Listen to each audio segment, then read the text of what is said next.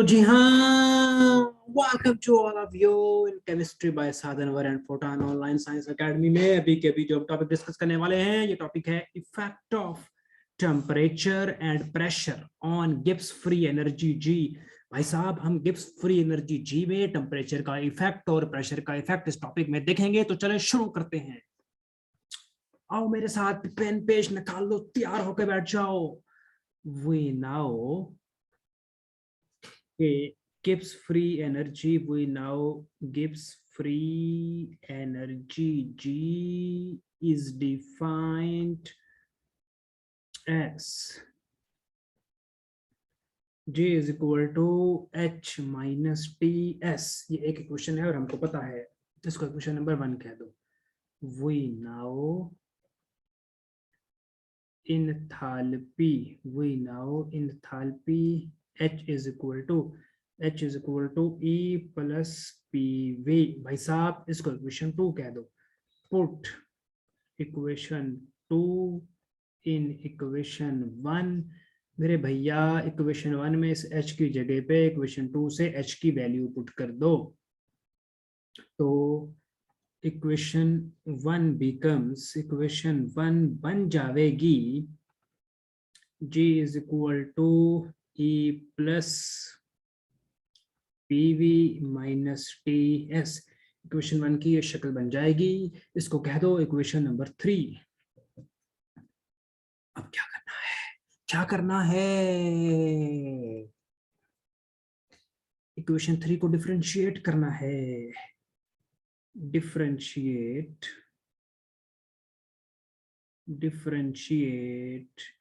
Equation number 3। तो कैसे differentiate करना? ऐसे करना जैसे हम अभी के अभी करने लगे हैं। आप देखना भाई, जिस इक्वेशन को डिफरेंशिएट करना है ना, कॉपी पेस्ट मार लो। G is equal to E plus PV minus TS। इधर भी D लगा दो, इधर भी D लगा दो, इधर भी D लगा दो, इधर भी D लगा दो। समझो डिफरेंशिएशन काफी हद तक हो गई। यह माइनस था ना। अब लगाने वाले हैं हम फार्मूला, एक प्रोडक्ट रूल। देखना, अगर हो हमारे पास x और y और करना हो इसको हमने डिफरेंशिएट, तो यूं करेंगे dx, y को कांस्टेंट रखेंगे, x को डिफरेंशिएट करेंगे, प्लस x को डिफरेंशिएट कर चुके, x को कांस्टेंट रख दें, y को मेरी जान डिफरेंशिएट कर लें, काम हो गया। तो यही काम यहाँ पे कर दो। कैसे? देखो, dg is equal to de plus इस p को रख दो कांस्टेंट, जिसको रखना कांस्टेंट मतलब उसको डिफरेंशिएट नहीं करना। v को कर दो डिफरेंशिएट, v को डिफरेंशिएट कर चुके, v को रख दो कांस्टेंट, p को कांस्टेंट रखा था, p को कर दो डिफरेंशिएट माइनस। अब देखो, t को कर दो कांस्टेंट, s को कर दो डिफरेंशिएट, प्लस s को डिफरेंशिएट कर चुके, s को कर दो कांस्टेंट, t को कर दो डिफरेंशिएट। आसान बातें, आसान बातें हैं। dg इज इक्वल टू, बाहर बहुत सर्दी है, मैं खेत के किनारे में बैठ के पढ़ा रहा हूँ ताकि इंटरनेट का सिग्नल अच्छे आए। तो मैं खेत के किनारे पे बैठा हुआ हूँ, मेरे पीछे खेत है, ताकि इंटरनेट का सिग्नल अच्छे आए। तो देखो भाई, सर्दी बहुत है। Plus P D V plus V D P, ये माइनस जब अंदर जाएगा तो इस प्लस को कर देगा माइनस, और इक्वेशन का ये शक्ल बन जाएगी। ठीक, इनको इरेज कर देता हूं। वी नाउ जो डी क्यू बराबर होता है, D Q is equal to D E plus D W. कैसे? From first law of thermodynamics. First law of thermodynamics क्या कहता है? वो कहता है कि D Q is equal to D E plus W. We also now, भाई साहब, वी आल्सो नाउ कि जो एंट्रोपी एस होती है वो हीट को टेम्परेचर पे डिवाइड कर दें तो इसके बराबर होती है। इसको हम क्यों रिवर्सिबल भी कह सकते हैं। फॉर चेंज, देखना देखना तसल्ली, for change D S is equal to D Q over T, T के साथ टी नहीं लगाना, एक चीज को कांस्टेंट रखो। तीन चीजें हैं, एक टी है, एक क्यू है, एक एस है। एंट्रोपी एस को चेंज कर दो, हीट क्यू को चेंज कर दो, टी को भाई साहब रख लो कांस्टेंट। इसको भैया जी इक्वेशन 4 कह दो, इसको इक्वेशन 5 कह दो। हर इक्वेशन को नंबर देते चले जाओ ताकि वो खुश हो जाए कि सर ने मुझे नंबर दे दिया। ठीक,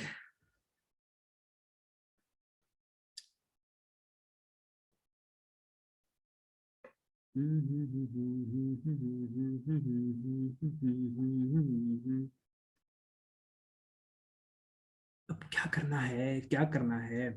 अगर आप इक्वेशन 6 में देखो तो इसमें डी क्यू है, इक्वेशन 5 से डी डी क्यू की ये वैल्यू पुट कर दो। इक्वेशन 6 में लिखो पुट डी क्यू, रिवर्सिबल कर दो, यहाँ भी भले रिवर्सिबल कर दो।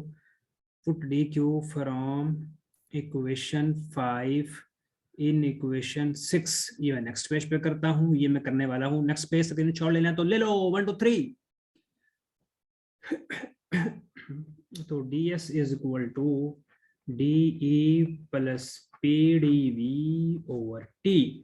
ये टी को इधर ले आओ, T T D sorry T D S is equal to D E plus P D V. इसको इक्वेशन नंबर क्या दो, पीछे हमने इक्वेशन 6 तक नंबरिंग की है, इसको भाई साहब इक्वेशन नंबर 7 कह दो। हाय अब क्या करना है, पीछे देखो, ये जो इक्वेशन 4 है ना और इक्वेशन 7, इसको देखो। क्या इक्वेशन 7 जो इक्वेशन 4 है उसमें D E plus P D V कहीं पे नजर आ रहा है? हाँ, इक्वेशन 4 में जो D E plus P D V है इसकी जगह पे कलर जरा चेंज करता हूँ ताकि और क्लियर बात होने हो जाए। इक्वेशन 4 में जो ये वाला पार्ट है, इस पार्ट की जगह पर क्या मैं इक्वेशन 7 लिख सकता हूँ? लिख सकता हूँ, लिख सकता हूँ तो लिख सकता हूँ। क्या लिखूंगा फिर? Put equation number 7 in equation number 4। Equation 4 क्या हो जाएगी? मैं दोबारा इक्वेशन 4 करने लगा हूँ। ये इक्वेशन 4 है, इस ब्रैकेट में जो मैंने ग्रीन कलर से लिखा है ना, इसकी जगह सिर्फ TDS लिखना है, बाकी सारी कॉपी पेस्ट ही मार लो। dg is equal to TDS, और जनाब TDS के बाद और क्या बनेगा, प्लस VDP माइनस TDS, बाकी सारी प्लस VDP माइनस TDS, और फिर क्या है माइनस SDT। तो ये इक्वेशन बन जाएगी, इसमें कुछ कटेगा, ये माइनस TDS ये प्लस TDS कट जाएगा, और DG is equal to VDP minus SDT। इसको इक्वेशन 8 कह दो। काम काफी आसान हो गया है। when pressure is kept constant, when pressure is kept constant मतलब चेंज इन प्रेशर 0, तो इक्वेशन नंबर 8 भी कम्स, इक्वेशन नंबर 8 भी comes. dg is equal to dp की जगह पे 0, तो ये वाला पूरा फैक्टर 0 माइनस SDT, ये हो जाएगा, यानी dg is equal to minus SDT। dg is equal to dt इधर ले आओ। अब देखना कैसे लिखने लगो, एट कांस्टेंट प्रेशर, जो चीज कांस्टेंट हो उसको यहाँ पे लिखना है माइनस S, और ये इक्वेशन नंबर 9। ठीक, अब इक्वेशन 8 को देखो, व्हेन टेम्परेचर इज कांस्टेंट, हम टेम्परेचर और प्रेशर का इफेक्ट तो देख रहे हैं गिब्स फ्री एनर्जी पे। व्हेन टेम्परेचर इज कांस्टेंट, तो इसको क्या बोलते हैं, आइसोथर्मल, और प्रेशर कांस्टेंट हो तो इसको क्या बोलते हैं, isobaric. When temperature is constant isothermal, तो dt 0 होता है, चेंज इन टेम्परेचर 0 होता है। इक्वेशन नंबर 8 भी कम्स, वो क्या बन जाएगी, dg is equal to v, dg is equal to VDP minus, जब भाई साहब देखो ना, जब DT 0 होगा तो ये वाला पूरा फैक्टर 0, तो सिर्फ ये रह जाएगा DG over DP at constant temperature is equal to V, और ये क्वेश्चन नंबर 10। ठीक, अब आगे देखो।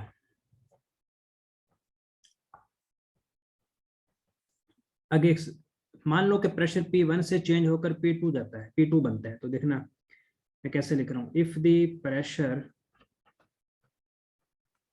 चेंजेस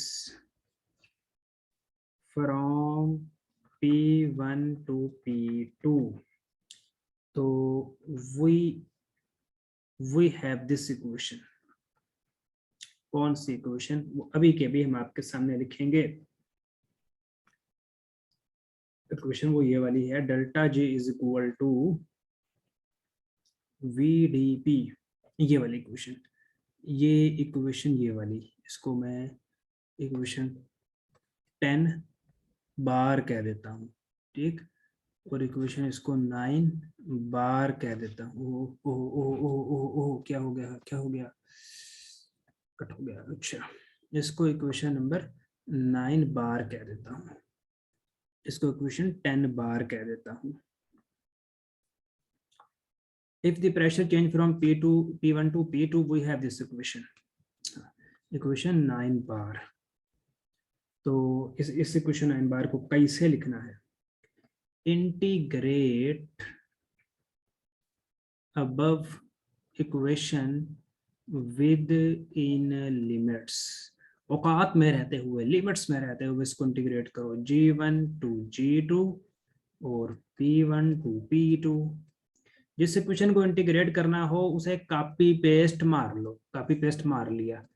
साइन ऑफ इंटीग्रेशन यहाँ पर भी, साइन ऑफ इंटीग्रेशन यहाँ पर भी, यहाँ पर लोअर लिमिट G1, यहाँ पर अपर लिमिट G2। ठीक, अच्छा मेरी जान एक और बात सुनो, ये जो डेल्टा है, इस डेल्टा की जगह अगर मैं डी लिख दूं तो किसी भाई को कोई एतराज तो नहीं है? ये डी भी चेंज के लिए है और ये डेल्टा भी चेंज के लिए है, तो बस इस डी की जगह पर, इस डेल्टा की जगह पर डी लिख दो। क्यों लिख दूं? जरूरत की तहत, नजरिया जरूरत के तहत, समझ रहे हो?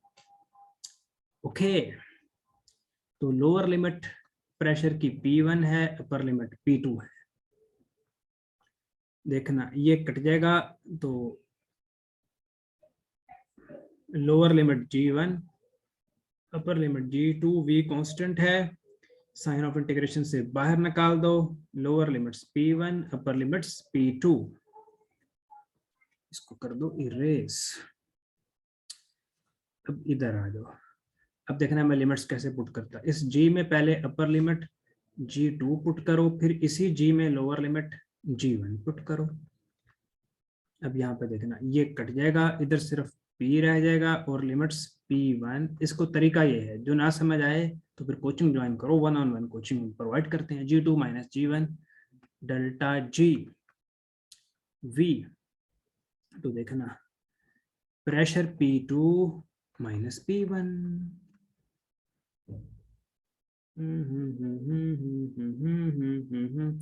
एक और काम करना चाहिए, वो काम हमने नहीं किया, वो हमको करना चाहिए।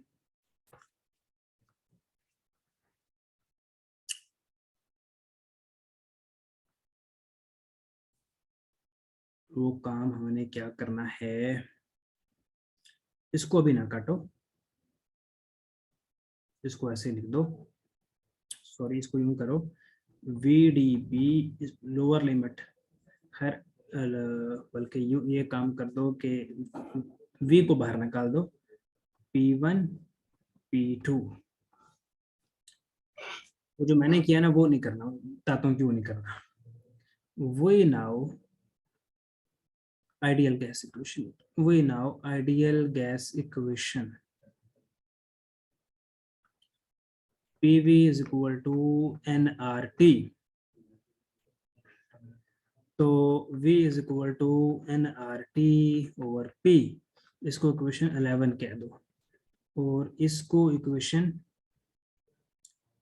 पीछे इक्वेशन 10 हमने किसको बोला है? हाँ बोला है इसको इक्वेशन 11 कह दो, इसको इक्वेशन 12 कह दो। 12 equation 12 put equation 12 in equation 11।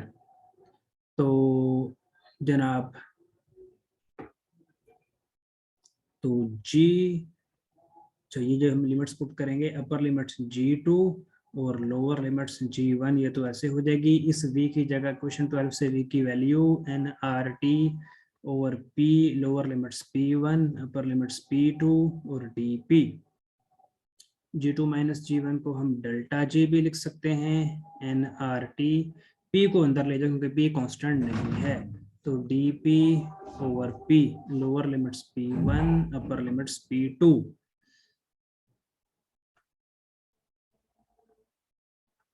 तो इससे आगे चलते हैं, इस इक्वेशन से आगे चलते हैं। Delta G is equal to nRT, lower limits P1, upper limits P2 और यहाँ पर डेल्टा P ओवर P। सही जा रहे हैं, सही जा रहे हैं।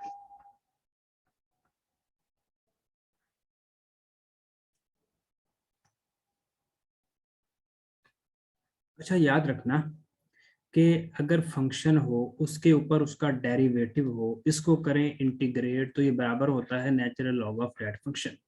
तो यही काम यहाँ पर करना है। Delta G is equal to nRT, function है उसके ऊपर उसका डेरिवेटिव है, तो natural log P, lower limits P1, upper limits P2। तो लिमिट्स को पुट कैसे करना है, जिन बच्चों का मैथमेटिक्स बहुत वीक है उनको तो बहुत सी चीजें सीखनी पड़ती हैं, जिनका मैथमेटिक्स बहुत अच्छा है वो बड़ी खुशकिस्मत है। Delta G is equal to nRT, natural of upper limits P2 minus lower limits P1। Delta G is equal to nRT, दो लॉग लिखे हो तो उनको एक लॉग में कैसे लिखते हैं, P2 ओवर P1। तो यहाँ तक तो हो गई कहानी बहुत ही आसान। इसको ये एक तरह से फाइनल इक्वेशन है। वी नाउ एक रिलेशन होता है P2 over P1 is equal to V1 over V2, बस। तो ये इक्वेशन क्या बनेगी, delta G is equal to nRT natural log जो ये वाला ब्रैकेट है, इस ब्रैकेट को यहाँ पे लगा दो, natural log P2 over P1 की जगह V1 ओवर V2 लिख दो, तो ये भी इक्वेशन बन गई। जब किताबों में इक्वेशन कैसे लिखी होती है, delta G is equal to 2.303 nRT log log V1 over V2 और delta G is equal to 2.303 nRT log log P2 over P1। तो ये हमारा टॉपिक है जिसका नाम है कि effect of pressure and temperature and pressure on Gibbs free energy G। तो इसमें हमने कुछ इक्वेशंस डराइव की हैं, तो आप इन इक्वेशंस को देख लो, जो इक्वेशंस आपको न समझ आए वो आप मुझसे जरूर पूछ लेना। Thank you so much.